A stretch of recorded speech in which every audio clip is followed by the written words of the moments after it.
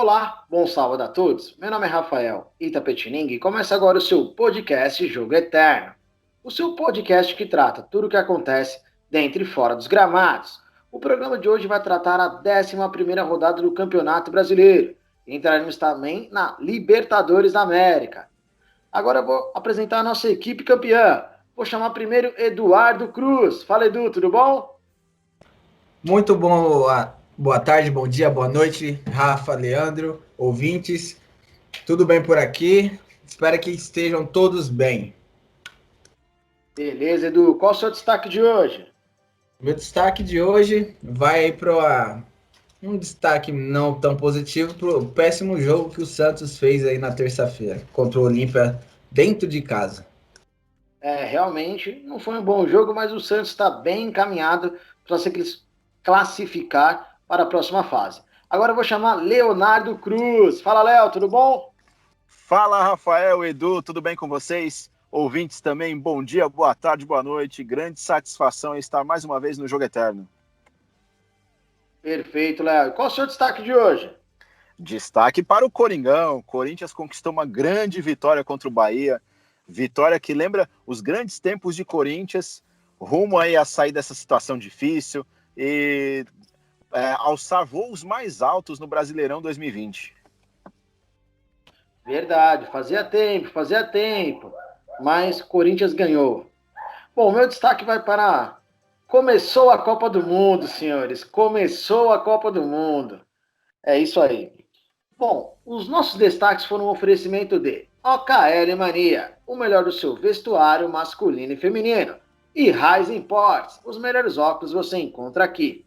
Começando o nosso programa de hoje, vamos começar pelo Corinthians, que entrou em campo, né, nessa quarta-feira e enfrentou o time do Bahia. Eu vou te falar, viu, o jogo parecia tiro ao alvo. Foi um belo jogo, acho que um dos melhores do Campeonato Brasileiro, mas eu não gosto muito, eu acho que faltou um pouco de organização, principalmente por parte do Corinthians. Bom, eu vou chamar o Léo para ele me explicar o quanto essa vitória foi importante, ainda mais com o Coelho, que colocou a base para jogar. Eu concordo com você, Rafael. Talvez tenha faltado um pouco de organização, mas não faltou vontade, não faltou raça, determinação. E isso é o que o corintiano gosta. Um time que não se entrega, um time que, independente do placar, dá o sangue ali dentro de campo. E foi o que aconteceu. Você falou bem sobre o Diego Coelho. O Coelho hoje é um treinador, mas foi um menino da base, foi um menino ali do terrão, como o Jô também, eles são mais ou menos da mesma época, né? E o Coelho sabe muito bem o que é o Corinthians. E acho que faltava isso. Talvez o antigo treinador Thiago Nunes não tenha conseguido entender exatamente o que é este clube. E o Coelho trabalhou muito bem durante esses poucos dias que ele teve para mexer na equipe, principalmente na parte psicológica. O Corinthians precisava evoluir na parte psicológica. Estava um time que estava em frangalhos psicologicamente. E foi o que ele fez. Ele, não só ele, como o Cássio, o Fagner, jogadores mais experientes que trabalharam bem nesse quesito, inclusive até a TV Timão mostrou lá aquela conversa final dos jogadores, o Cássio ali motivando bastante os seus companheiros de trabalho, seus colegas ali de Corinthians, depois de um momento muito difícil, que foi aquela pressão que alguns, no podcast anterior eu falei, vou repetir, alguns bandidos fizeram no aeroporto, pressionando, xingando, ofendendo, ameaçando até agredir os jogadores do Corinthians, principalmente o Cássio. Então foi um momento muito complicado, muito conturbado. E eles acabaram pegando isso e reverteram em um futebol aguerrido, um futebol de raça, um futebol que o Corinthians precisava praticar, precisava dar essa resposta para eles mesmos, jogadores, e para a própria torcida.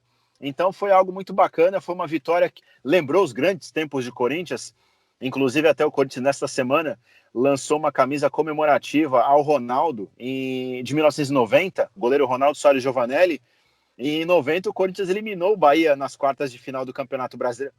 Nas quartas ou acho que foi na semifinal, nas quartas foi o Atlético. E eliminou o Bahia com um grande espetáculo do Neto no Pacaembu, empatando em Salvador e o Corinthians conquistando uma virada aqui no Pacaembu. E agora conquistou uma vitória por 3-2 na raça, com muita garra. E lembrando, sim, grandes momentos do Corinthians, O Corinthians sempre foi isso, sempre foi muito sofrido, muita luta e sempre conquistou seus grandes objetivos. Foi muito legal, você falou a respeito dos meninos da base, muito legal ver o Rony jogar. O Xavier é um jogador que vem fazendo boas Copas São Paulo, jogador importante, capitão do time da base, faz gols, é um volante que tem uma boa saída de bola, marca muito bem. Então talvez ele comece a ganhar o espaço dele agora no time titular profissional do Corinthians. Muito bacana mesmo. Eu acho que, não sei se o Coelho vai ser efetivado, vai depender muito dos próximos resultados, mas é um trabalho que começa a aparecer aí de uma forma muito satisfatória para o Corinthians. E aí começa a espantar, talvez, essa questão de rebaixamento, de zona do rebaixamento, esse fantasma que assombra muitos times grandes. Talvez o Corinthians pense, talvez não título, é bem provável que não brigue por título, mas talvez uma Sul-Americana, quem sabe uma pré-Libertadores, porque acho que o Corinthians tem time para pensar em algo mais, além de ficar brigando contra o rebaixamento. Tem outras equipes muito piores no Brasileirão. Muito legal, gostei. Eu que sou um crítico ferrenho do Corinthians, fiquei muito feliz com a atuação da última quarta-feira. Bom, é isso que eu ia falar. Primeira vez que eu vejo Leonardo Cruz neste programa elogiar o Corinthians. É a primeira vez. Mas agora mereceu. Agora você vai concordar comigo que mereceu muito. Quarta-feira foi digno de Corinthians. Realmente você tem razão, certamente. É o tipo daquela vitória que, tudo bem, não ganha título, não é impactante para nada, mas que o Corinthians precisava. Mas agora quero saber de você, Edu. Edu também que não vem elogiando muito o Corinthians. Edu, quero saber. O jogo contra o Sport. Se o Coelho ganhar mais 3 pontos, fica com o Coelho ou vai atrás de um técnico? Então, Rafa, se ganhar do Sport, que eu acho, eu já vou dar aqui o meu palpite, eu acho que ganha, mesmo jogando ele do Retiro. Se ganhar, ele vai ganhar mais força, porque o elenco gosta dele, os meninos da base, a gente não precisa nem citar, gostam muito dele. O time do elenco, Corinthians, os jogadores, comissão, todo tá fechado com o Coelho. E outra, não tem muitos nomes, né? No mercado. A torcida aí inflamou muito depois do jogo de quinta-feira do Flamengo, Independente Del Valle, nas redes sociais, querendo o espanhol Miguel Ramírez. Mas se ele ganhar do Sport, o Corinthians jogar novamente assim, bem, com vontade, não é aquele futebol espetacular de um Barcelona do Guardiola, de um Liverpool do Klopp, mas é esse jogo que o Corinthians fez com o Bahia, com vontade, com força, com raça, coisa que a gente não estava vendo nos jogos do Corinthians. Espírito em campo, o time jogou com vontade. Os 90 minutos. Os 90 minutos. Se jogar dessa forma de novo, vencendo o Sport, mais 3 pontos, já ainda 15, com um jogo a menos, olha, eu acho que vai ser difícil. O Andrés vai sofrer muita pressão aí da parte dos jogadores, uma pressão positiva, no caso, né? No parte dos jogadores, por parte da torcida, querendo a afirmação do Coelho. Mas eu, Eduardo, não apostaria ainda. Eu traria um treinador. Compreendi. Eu particularmente eu não gosto da falta da organização tática.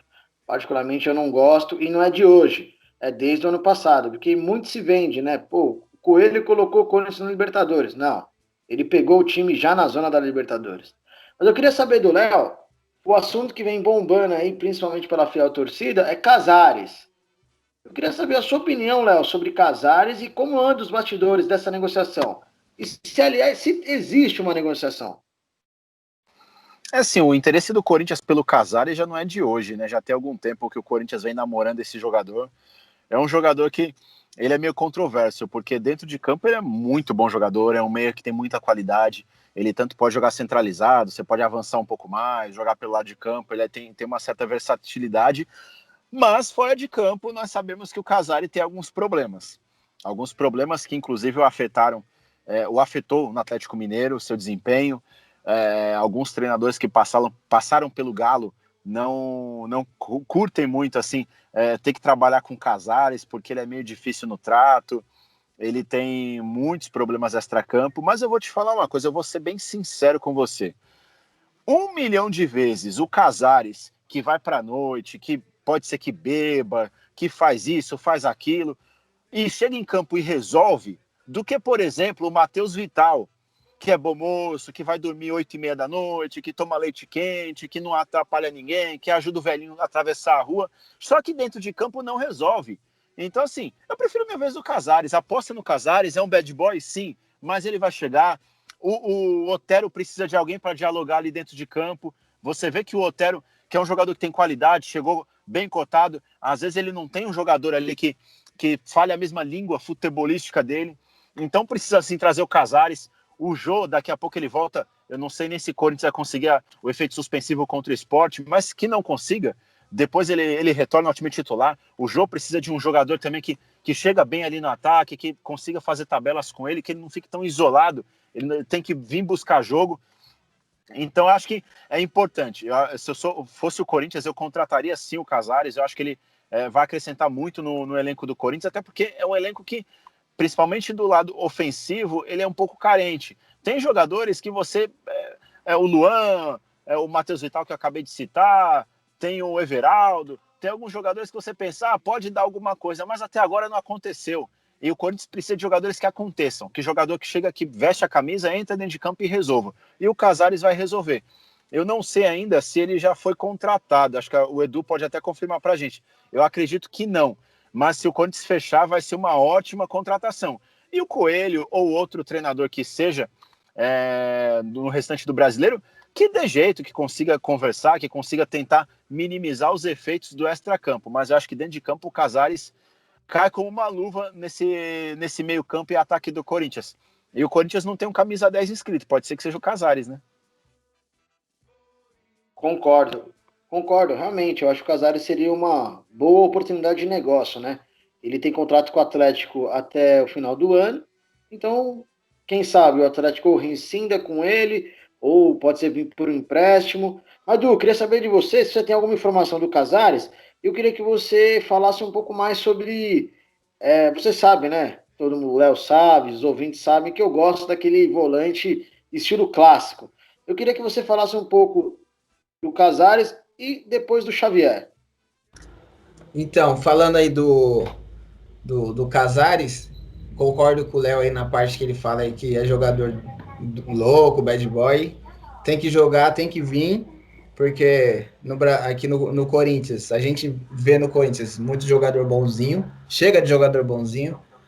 Nós três aqui, e grande parte dos ouvintes, já viram pessoalmente, viram com seus olhos Edmundo, Romário, esses caras que iam pra balada. Romário brigava com a torcida, saía no soco com o torcedor do Fluminense. Edmundo ia pra balada. Ronaldinho Gaúcho, quantas mil vezes foi pra balada e no dia seguinte foi lá no jogo e arrebentou com o jogo. Então, assim, chega de jogador bonzinho. Já tem muito jogador bonzinho no elenco. Traz o Casares e acabou. Ele vai jogar muito. E a negociação, ela tá muito bem encaminhada. O Andrés não queria, só que ele começou a ser pressionado por parte aí da diretoria, que viu o Casares com bons olhos, enxerga o Casares que vai poder ajudar muito pro elenco. Então começaram a pressionar o Andrés. A torcida também começou a bombar na internet, Casares. E aí o Andrés parece que cedeu. Então ele tá negociando aí com o Galo. E tá bem encaminhado, porque o São Paulo ele não vai usar, já falou que não quer. O Atlético Mineiro já falou que não vai dificultar.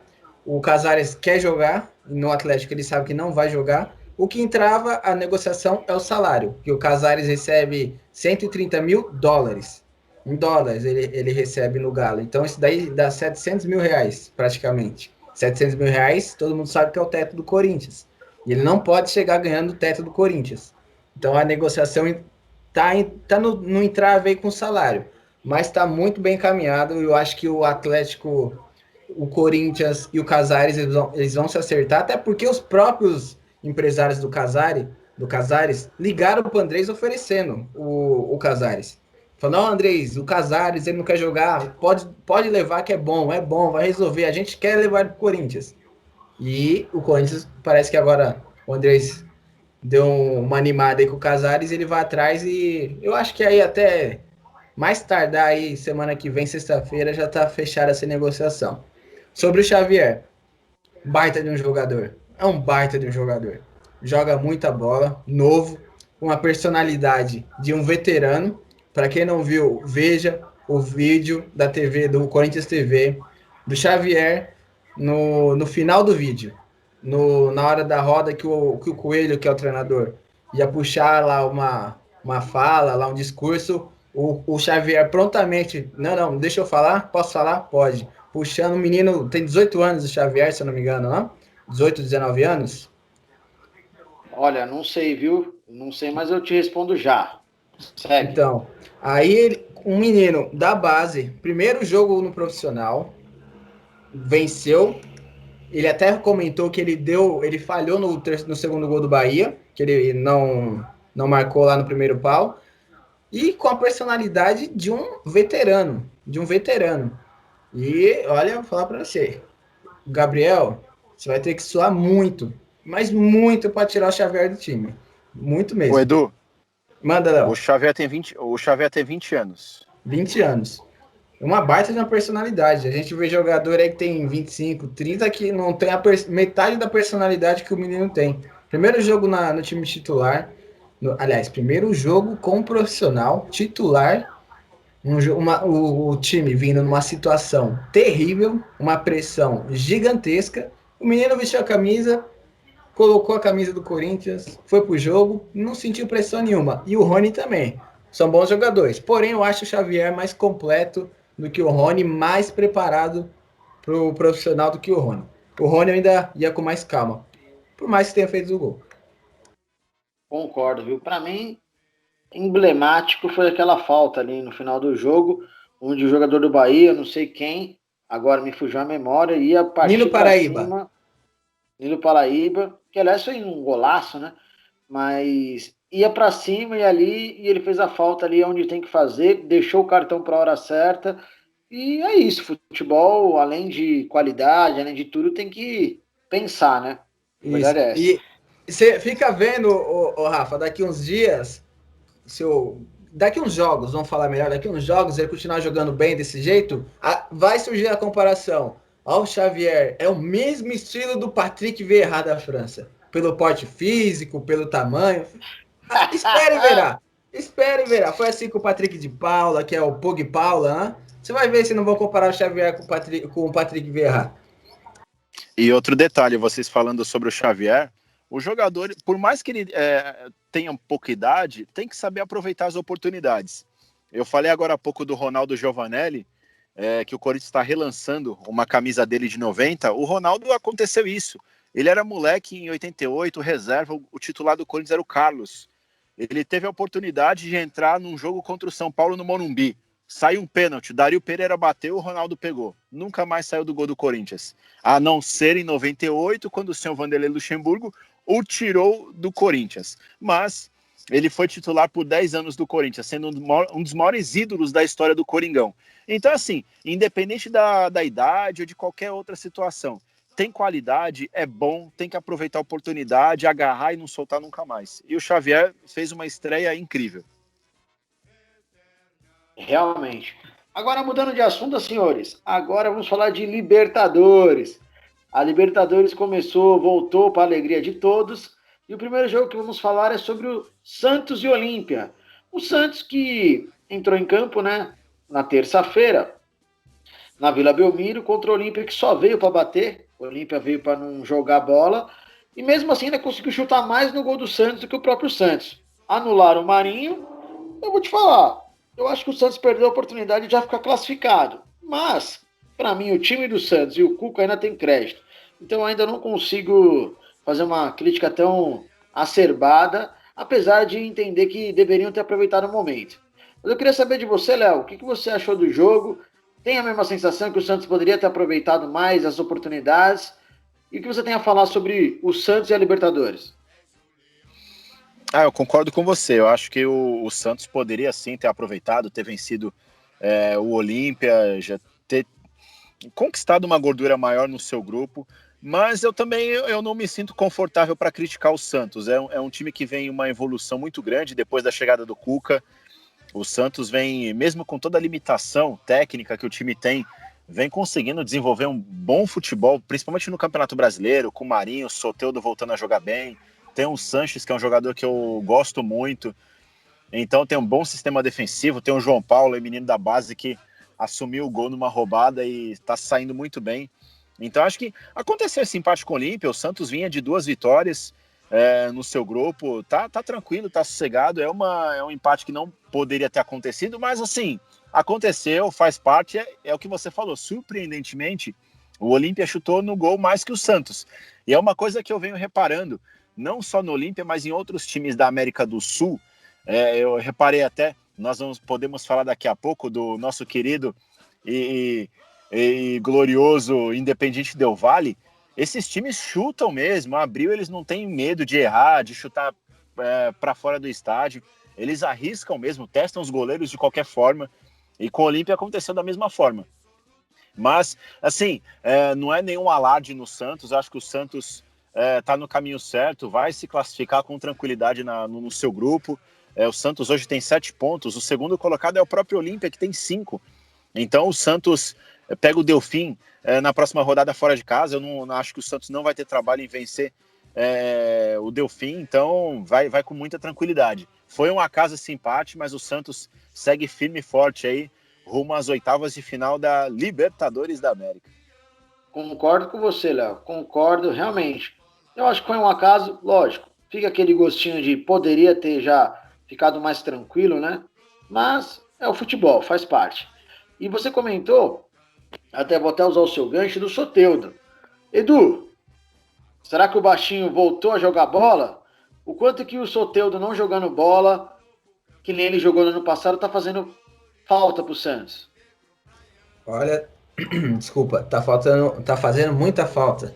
Porque o segredo do Santos de 2019 foi o trio. Marinho, aliás, o quarteto, vamos colocar assim. Marinho, Soteldo, Sacha e o Sanches. Cada um com a sua característica e cada um com a sua importância. Mas claro que no ano passado aí, os melhores foram aí Sanches e o Soteldo. E é até bom para o Santos o Soteldo voltar, óbvio que é bom para o Santos o Soteldo voltar, até porque você tira o foco do Marinho. Porque o Marinho, esse ano, 2020, ele tá comendo a bola. Ele tá sendo disparado o melhor jogador da América do Sul, não muito. A gente tem que olhar os outros times também. Mas aqui do Brasil, o Marinho tá sendo disparado o melhor jogador do país. E ele tá jogando uma bola, olha, que é coisa absurda. E o Soteldo, ele teve alguns jogos bons esse ano, mas ele tá comparando com 2019, o Soteldo ele tá muito abaixo ainda. Mas ele fez um bom jogo aí contra o Olímpia. Melhor chance do jogo foi dele, um chute de dentro da área que ele acertou a trave do goleiro, do Martin Silva, ex-Vasco. Mas o Soteldo é importante. É importante para o Santos. Importante para o Santos o retorno do bom futebol do Soteldo. E importante para o Soteldo. Porque, assim, é um bom jogador. Um baita de um jogador, diga-se de passagem, né? Como diria o Neto. Um baita de um jogador. E para você ver, né? Os venezuelanos ganhando bastante destaque em cenário brasileiro, solo brasileiro, de 2019 e 2020. E se você for pegar aí os dois venezuelanos que estão ganhando destaque, Soteldo e Otero, acho que se a gente juntar os dois, não vai dar 1,5 m. E são baita de uns jogadores, são bons jogadores. São bons jogadores. Soteldo é mais completo do que o Otero, mas cada um com a sua característica. Mas foi importante para o Santos o retorno do bom futebol do Soteldo. Apesar do, no meu ver, um péssimo resultado aí para o Santos. Péssimo. O Olímpia com um jogador a menos, o Rojas foi expulso. No primeiro tempo, o astro do time, o Roque Santa Cruz, sentiu e saiu logo no primeiro tempo. Então o Santos tinha tudo para vencer o jogo e vencer bem. O Marinho apanhou igual um cachorro, apanhou pra caramba o Marinho, que é os times do Olímpia só achou esse jeito de parar o Marinho, na pancada. Mas o Santos foi muito abaixo. Mas eu vi só para finalizar, eu vi muita crítica da torcida do Santos na internet pro Cuca. Muita crítica. falando que não mexeu no time e não sei o quê. Não jogou bem, o Santos não jogou bem, isso ficou claro. O Cuca não mexeu quando tinha que mexer, ou mexeu mal, beleza. Mas era muita crítica por Cuca desnecessária. Porque se não fosse o Cuca, o Santos poderia estar pior. Eu acho que eles estão querendo o Gesualdo de volta. Então, para a torcida que teve um treinador até pouco tempo que era muito, mas muito fraco, aí você tem um Cuca que está fazendo um baita de um trabalho na equipe do Santos, e você faz isso com ele. Tá certo que ninguém é imune a críticas, mas as críticas que eu ouvi com os meus olhos na internet, Twitter, Instagram, Facebook, só faltaram chegar a terceira, quinta geração do Cuca. Realmente não dá para entender. Criticar o Cuca no atual momento do Santos é dar um tiro no pé. Mas tem muitos programas nossos pra frente de falar do Santos. Agora nós vamos falar do Palmeiras. Palmeiras que foi até a Bolívia enfrentar o Bolívar e quebrou um tabu histórico, né? 37 anos que nenhuma equipe vencia o Bolívar lá em La Paz e o Palmeiras jogou o jogo que tinha que jogar. Não fez uma bela exibição? Não fez. Encheu os olhos? Não encheu. Mas ganhou o jogo, meus amigos. Ganhou o jogo. Eu quero chamar Leonardo Cruz. Eu quero chamar Leonardo Cruz com aquele pitaco, né? Porque Leonardo Cruz vem criticando o Luxemburgo, já faz muitas edições, diversas edições, e no final o Luxemburgo teve o melhor desempenho na Libertadores. Eu queria saber o que você me falasse, Léo. O que você tem a dizer? Então, realmente, o Palmeiras conquistou uma grande vitória, uma vitória importante. Não que o Bolívar seja uma equipe de outro mundo, mas jogar na altitude é muito complicado, ainda mais La Paz, que tem quase 4.000 metros de altitude. É algo muito difícil, como você disse, o Bolívar não pedia lá para uma equipe brasileira, né, há 37 anos, então foi um resultado assim contundente, uma vitória maiúscula. Mas, assim, o Palmeiras ainda deve futebol. A minha crítica ao Luxemburgo e ao time do Palmeiras é que o Palmeiras pode dar mais, o Palmeiras pode proporcionar mais aos seus torcedores e ao próprio Palmeiras. Precisa jogar, tem qualidade técnica para isso, tem jogadores para fazer isso. O Luxemburgo ele não pode reclamar do elenco que ele tem, porque ele ao longo da carreira dele não tem o que falar, né? Ele comprovou mais de uma vez que ele consegue fazer grandes trabalhos com elencos poderosos, elencos fortes. Ele tem o dom de saber organizar taticamente o time, mudar o jogador de posição se for necessário. Então ele tem muita capacidade. Então é por isso que a gente acaba fazendo uma crítica um pouco mais exagerada, um pouco mais exacerbada, é porque você sabe que ele pode fazer mais, o time dele pode render muito mais, pode jogar muito mais do que vem jogando. Só conquistar vitórias, obviamente, a vitória é importante. Ganhar na Bolívia foi fundamental. O Palmeiras tem 100% de aproveitamento. Só que eu vejo que só ganhar sem apresentar um bom futebol pode não levar o Palmeiras no seu objetivo final, que é a conquista da Libertadores. Hoje, para ganhar do Bolívar, pode ser suficiente, mas amanhã, numa quartas de final, numa semifinal, pegar um Grêmio, pegar talvez um Flamengo, por mais que tenha tomado de 5-0, não é Leandro Silva, mas é um Flamengo, pegar um Boca Juniors, um River Plate, Léo, requer algo além de só resultado. Precisa Léo, apresentar um futebol. Oi. Desculpa te interromper, mas quem tá Sim. jogando bola desse jeito? Você não acha que você tá exigindo demais num futebol que não apresenta essa qualidade que você quer? Não Independente do Vale. Não, então, olha aí. Eu não estou exigindo demais, porque o Palmeiras pode dar. Eu acho que você vai exigir demais de alguém que não pode. Eu não posso chegar hoje aqui e falar que o Corinthians precisa jogar bem, precisa apresentar um futebol convincente. Não. Hoje o Corinthians precisa de resultado, porque é um time, além de não ser tão tecnicamente bom quanto o Palmeiras, é um time que precisa ter moral, e a moral vem com resultado. O Palmeiras não, o Palmeiras tem resultados, é campeão paulista, é líder no seu grupo da Libertadores, mas agora precisa mostrar futebol, porque até o momento serviu, daqui em diante não vai servir. Para o Palmeiras brigar por título brasileiro e brigar por Libertadores, vai ter que jogar bem, Não basta fazer só esse feijão com arroz que vem jogando, porque o Palmeiras pode. Eu não tô querendo exigir de alguém que não pode, eu tô exigindo de alguém que pode, dá muito mais. E o palmeirense sabe disso. O Luxemburgo, eu tenho certeza que ele sabe disso, que o time dele pode jogar mais. E é nada mais que isso. Jogar o futebol. E é como você disse, ninguém tá jogando. Tirando o Independiente Del Valle que o Edu falou.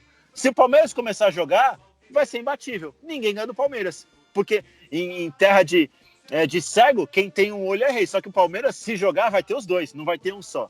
Então, vai ser muito mais fácil a caminhada do Palmeiras se conseguir jogar um bom futebol. Porque o resultado vai vir com muito mais tranquilidade. Compreendi. Olha, eu confesso para vocês, viu?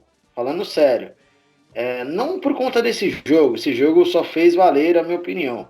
Mas eu acho, pelo futebol que tem sido apresentado, o Palmeiras, para mim, é favoritaço a levar esse título. Sinceramente. Mas depois a gente vai falar mais sobre isso. Eu quero saber de você, Edu. Edu, teve as convocações, né? E aí eu quero saber. Eu acabei de falar que o Palmeiras é favorito, mas para os próximos jogos, né? Vai perder Matias Vinha, Everton, Gabriel Menino e Gustavo Gomes. Realmente, o plantel do Palmeiras tem condições de suprir esses jogadores? Então, Rafa, o Gabriel Menino não tem, porque ele tá jogando de lateral. E os laterais direitos do Palmeiras são fracos, os dois, Marcos Rocha e Mike, são fracos. E mesmo quando o Gabriel Menino joga no meio campo, não tem um jogador à altura do que ele está jogando hoje para suprir a ausência dele. Esse jogador seria quem? Um Ramires? Sim, mas o Ramires está jogando igual o Gabriel Menino? Não. O Gabriel Menino está dobrando o Ramires em 30 pedaços e guardando na carteira dele. Fácil. O Everton, sim, o Jailson, eu acho o Jailson um bom goleiro. O problema do Jailson é que ele é esquentado e quando o Palmeiras ganha ele gosta de provocar. Mas quando o Palmeiras perde, ele não gosta de ser provocado. E eu acho isso uma idiotice por parte dele. Quem provoca tem que aceitar ser provocado. O Matias Vinha não tem substituto também. Lateral esquerdo do Palmeiras, quem era o Vinha, era o Diego Barbosa, que foi pro Grêmio. Subiu um menino lá da base, mas não tá à altura do Vinha. Desculpa, não está. E o Gustavo Gomes, eu acho que esse sim tem um substituto à altura aí, digamos. Que você tem um retorno do Felipe Melo, que está se recuperando, vive postando aí no Instagram dele lá, ele deitado na cama, com a coxa lá fazendo o tratamento. Você tem o Vitor Hugo, que eu acho um bom zagueiro, e você tem o Luan também, que é um bom zagueiro. Então, assim, de todos esses nomes que você me citou, o único que tem um substituto à altura é o Gustavo Gomes e o Everton. As outras três posições não tem, que é o Gabriel Menino, o Vinha e o Gabriel Menino. Eu acho que esse daí não tem substituto à altura. Acho que o Palmeiras, o Luxemburgo, ele vai ter que tirar um coelhinho da cartola. Ele vai ter que fazer o Ramires jogar bola, porque não tá jogando. Você vai ter que fazer o lateral esquerdo, eu não sei quem que ele vai colocar ali na lateral esquerda, se ele vai apostar no Menino ou se ele vai improvisar ali o Danilo, que o Danilo é um bom volante, mas aí você já tem o Gabriel Menino, que é um bom volante, e você joga ele na lateral, e porque você não tem um lateral de confiança. E na lateral esquerda, tá vendo que é a mesma coisa. O lateral esquerdo do São Lourenço, o Herrera, parece que foi contratado, mas ainda não pode jogar porque tem que esperar a janela do exterior abrir. Pode falar, Rafa. Se machucou no treino, hein? O Herrera? Isso. Já cancelaram a negociação. Eu acredito que sim, né? Olha, Se aí, machucou tá vendo? no treino. A fase não tá fácil para as laterais do Palmeiras. E o detalhe, o Gabriel Menino, você perdendo ele para a seleção brasileira por 2 jogos, 2 datas, você não perde só um lateral, você perde um meia. Então você, com um jogador, você perde 2 posições. Não é só uma, é 2, porque ele faz tanto a lateral direita e muito bem, e quanto o meio campo. Aliás, o Gabriel Menino, hoje, ele tá jogando muito melhor que o Patrick de Paula, mas muito melhor mesmo. Ele tá ganhando muito mais destaque. E não é pelo golaço que ele fez, não. Se a gente for pegar analisar os últimos jogos de brasileiro, dos dois meninos, do De Paula e do menino, o menino tá jogando mais. E vai fazer muita falta. O que mais vai fazer falta para mim vai ser o Gabriel Menino. Perfeito, Edu. Realmente. Aliás, para mim, o Gabriel Menino só foi convocado por conta disso. Lógico, o menino joga muita bola, mas ele fazer 2 funções, né? realmente foi o crucial. A gente vai falar disso mais para frente. Isso daí só mostra a falta, a escassez de um lateral direito para a seleção brasileira, que não é de hoje, né? Vamos dizer assim que o último lateral direito, tirando aí o Daniel Alves, foi o Michael, que também na seleção nunca convenceu. Caso sério. Deixa, você vai falar muito disso daqui a pouco. Calma. Porque agora a gente vai entrar no São Paulo Futebol Clube. O São Paulo, que eu vou te falar, não que eu esperava que o São Paulo fosse ganhar fácil do River, não, longe disso. Mas, na minha opinião, o São Paulo perdeu a única oportunidade, na verdade única não, não colocaria assim, mas uma grande oportunidade de se classificar, né, nesse grupo difícil que ele pegou, né, com 3 campeões de Libertadores. O São Paulo realmente, na minha opinião, perdeu a oportunidade, na minha opinião, não jogou bem, o River Plate foi melhor, mas assim, nós estamos falando do maior time da América nos últimos anos, né, então vá lá, dá para você relevar. Mas eu quero saber de você, Edu, o que você achou sobre o jogo e as chances do São Paulo de se classificar aí nesse grupo difícil. Com o resultado de ontem, é uma sucessão de erros do São Paulo, porque com o empate no Morumbi de ontem, perdão, na quinta, contra o River Plate, juntando com a derrota para o Binacional, eu acho que o São Paulo está fora das oitavas, não se classifica. Porque ele vai pro próximo jogo contra a LDU, em Quito, altitude, um time do São Paulo que a gente viu aí jogar contra um time que não jogava há 6 meses, mais de 2.000 minutos sem entrar em campo, o River Plate. Jogou no Morumbi, que parecia que o River Plate era o time que estava jogando há muito tempo, e o São Paulo era o time que estava 2.000 minutos sem jogar. O River Plate foi melhor que o São Paulo dentro do Morumbi, um time que não entrava dentro de campo há 6 meses. O último jogo do River Plate foi em março. Os treinos do River Plate voltaram no dia 10 de agosto, mas só treinos, não teve amistoso, não teve nada. A incompetência do São Paulo nesse jogo de quinta-feira foi tão grande, mas tão grande, que os 4 gols foram do River. Os 4 gols foram do River Plate. A defesa do São Paulo parecia uma peneira. O River Plate tocava a bola e entrava tocando. Claro, o time do River Plate é muito bom. É muito bom e é muito bem treinado. É o melhor treinador da América do Sul. Não é porque o Jorge Jesus veio aqui ano passado e fez o que fez que ganha esse título, não. Marcelo Gajardo é o melhor treinador da América do Sul hoje, disparado. E ele pegou o Diniz no bolso, no colo. E ele literalmente deu um nó tático aí no São Paulo. São Paulo levou a sorte de não ter perdido esse jogo. Muita sorte. Jogadores aí que... Reinaldo, abaixo, que parecia que estava uma avenida. Os 2 gols foram nas costas dele. Os 2 gols. O segundo gol, a bola foi, voltou dentro da área. A zaga do São Paulo totalmente perdida. O Léo Pelé, totalmente perdido na marcação. Reinaldo perdido. Igor Vinícius, totalmente... Só queria saber de atacar, não voltava para marcar. O São Paulo foi muito mal. Levou sorte, hein? E eu já antecipei. Para mim não classifica, porque ele não ganha da LDU, ele não ganha do River Plate no Monumental. E aí ele vai vir jogar aqui no Morumbi na última rodada contra um binacional. É aquele jogo de comadre. Ele vai lá, goleia 3-4-0, se ganhar, e vai ver os outros 2 times passar. Porque ele perdeu a chance na quinta-feira. Ele era obrigado a vencer esse jogo. São Paulo era obrigado a vencer o River Plate.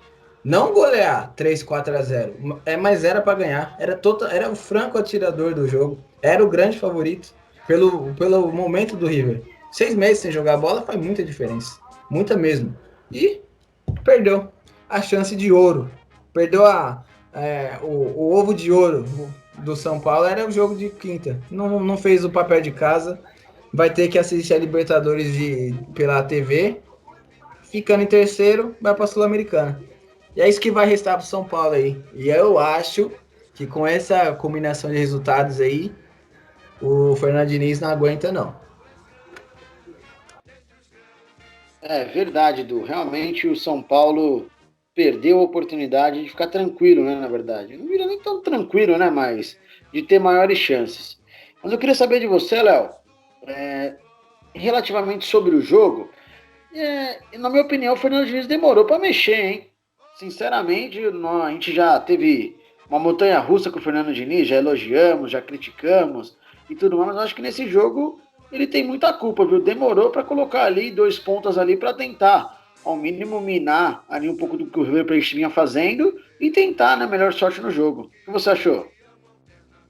Eu concordo com você. E não só em relação a demorar para mexer, mas eu vejo que talvez não só Fernando Diniz, outros treinadores também de equipes brasileiras não levaram muito a sério essas equipes internacionais que nós enfrentamos. O Internacional teve dificuldade também para vencer a América de Cali, foi no sufoco. Então eu acho que o fato dessas equipes estarem há um bom tempo de forma inativa não significa que você não deveria levar o jogo um pouco mais a sério, como o próprio Edu falou sobre o River Plate. É uma equipe, além de ser muito boa, muito bem treinada e já de muito tempo. O Marcelo Gallardo já ganhou 2 Libertadores no River Plate, é vice-campeão no passado, em um vice-campeonato que, assim, por coisa de minutos ele perdeu o título. Então, nós não estamos falando de um técnico e nem de um time bobinho. É um time muito forte, por mais que não estivesse jogando desde março, eu acho que mereceria um pouco mais de respeito. E talvez entra nisso do Fernando Diniz ter mexido com um pouco mais de rapidez, ter visto o andar do jogo com um pouco mais de rapidez também. O River Plate jogou melhor que o São Paulo, teve as ações do jogo. É como o Edu disse, o River fez os 4 gols. Inclusive, o segundo gol de São Paulo foi uma sorte tremenda, porque foi logo depois que o River fez o seu segundo gol. E se não acontece aquele gol contra ali, que foi meio que num acaso, a bola bateu no zagueiro, a situação do São Paulo ficaria muito difícil, muito complicada, inclusive para buscar o empate.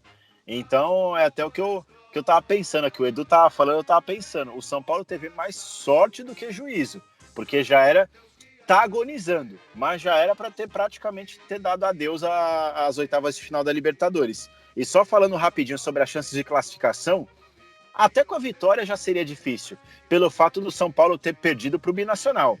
É um tipo de um grupo que você tem 3 fortes e um saco de pancada. O saco de pancada você precisa vencer fora e em casa. Você não pode dar o luxo de perder 1 ponto sequer para esse time. E o São Paulo perdeu 3. E isso é inadmissível.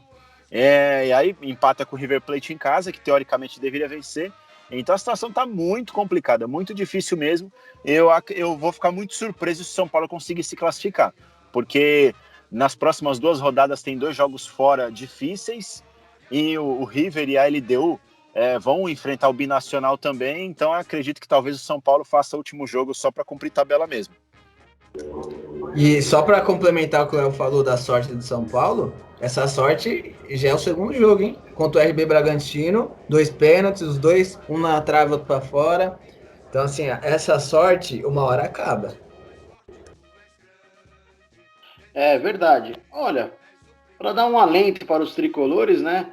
Vou me recordar daquele jogo lá na altitude, contra o The Strongest, que o Caleri fez o gol. O São Paulo também já estava desclassificado. Não vou me recordar o ano agora, mas é isso. Fica esse alento aí para os 2016. Foi 2016. Então, que eu também já dava como perdido, né? Futebol é futebol, quem sabe, né? Mas ficou difícil. Vamos lá de considerações finais. Edu, começo por você. Agradecer a todos, os ouvintes, agradecer a oportunidade de fazer mais um programa com os senhores Léo e Rafa. Leandro hoje não está. Leandro foi curtir uma praia num momento que não deveria, mas foi, né? Dar uma chamada de orelha. Mas até a próxima e vamos aí ficar ligados nesses jogos de Libertadores. Quem será que ganha? Você, Léo. Quero muito agradecer mais uma vez uma grande participação no programa de hoje. Ótimos temas, bons debates. Grande abraço, Rafael, Edu, Leandro. Como o Edu falou, tá lá na praia. Aproveite bastante lá. Pegue um bronzeado legal. E vamos acabar. Tá precisando, né? Vamos acabar com qualquer tipo de preconceito, de discriminação, mais amor no mundo e menos ódio. e que os times paulistas consigam jogar bem, vencer e que nós só façamos elogios no próximo podcast. Um grande abraço e até a próxima. O programa Jogo Eterno foi um oferecimento de Smart Bebidas. Bebidas nacionais e importadas na hora que você quiser. Beba com moderação. E São Francisco Digitalizações, a sua gestão inteligente de documentos. Não deixe de seguir as nossas redes sociais no @JogoEternoFC. Um grande abraço e até mais.